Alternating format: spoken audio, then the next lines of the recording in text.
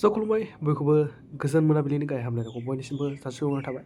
नोंथांमोनाहाय नायगासिनो लेटेस्ट बड' निउस चेनेलखौ नोंथांमोना नायगासिनो दं। आं गोबाव सम जाबायमोन भिडिअखौ हगारिया, नाथाय आङो फिन नोंथांमोननि गेजेरावहाय फैफिननाय जाबाय। माखासे प्रब्लेमनि थाखाय आङो भिडिअफोरखौ हगारनाय जायाखैमोन, नाथाय एबारनिफ्राय फिन आङो दैलि हगारनो नाजाबाय थानोसै।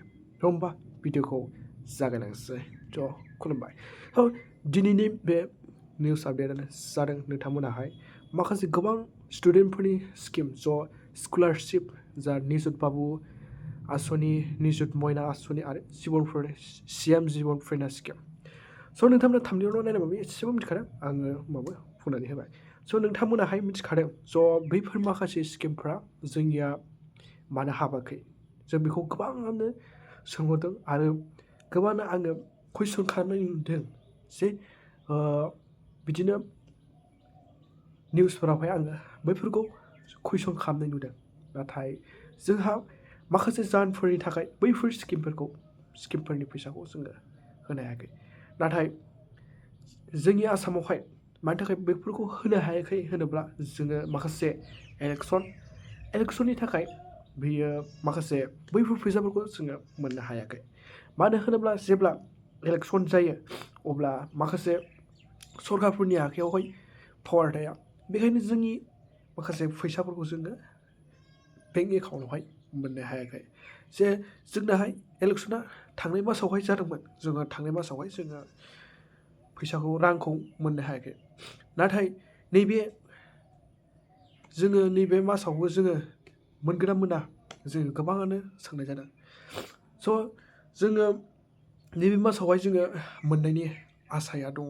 जोङो 20 थारिखनि जोङो सिगां एबा उनावहाय लागै जोङो मोननो हागोन आरो 20नि सिगांबो जोङो मोननो हागोन। जे जोंनि आसामावहाय जोङो इलेक्सन जाना थांबाय आरो दाख्लैबावै रिजाल्ट होनो थांबाय। 4 थारिखआवहाय जोंना रिजाल्ट होनो थांबाय आरो बे रिजाल्टआवहाय फिन BJPआनो जोंहा देरहासारनो हादों। बेखायनो जोङो बै रांखौ जेब्लासिम जोङो गोदान सरकार दाया अब्लासिम जोङो बै रांफोरखौ जोङो मोननो हाया। जोंहा 6 थारिख खालिसो जोंहा आसामनि CM हिमन्त बिश्व शर्माया दाख्लैसो रेजिगनेसन होदों, माने 6 थारिखआवसो रेजिगनेसन होदों। अब्ला बे बिथाङा CM जानायनि माबाखौ समायखिराखौनो लायाखै।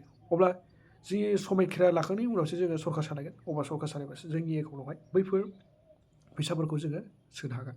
बेखायनो जोंनि जे दाख्लै 6 थारिखआवहाय जेब्ला रेजिगनेसन जादों अब्ला समायखिराया जोंनावहाय जानो हागौ सोरबा 11 बा 12आवहाय जोंना बै समायखिराया जागोन। अब्ला 11, 12नि उनावहायनो जोङो माखासे बैफोरनि आसनिफोरनि रांखौ जोङो मोननो हागोनखौ जोङो आसा खालामनांगोन आरो दा जोङो 20नि गेजेरावहाय जोङो मोनगोन।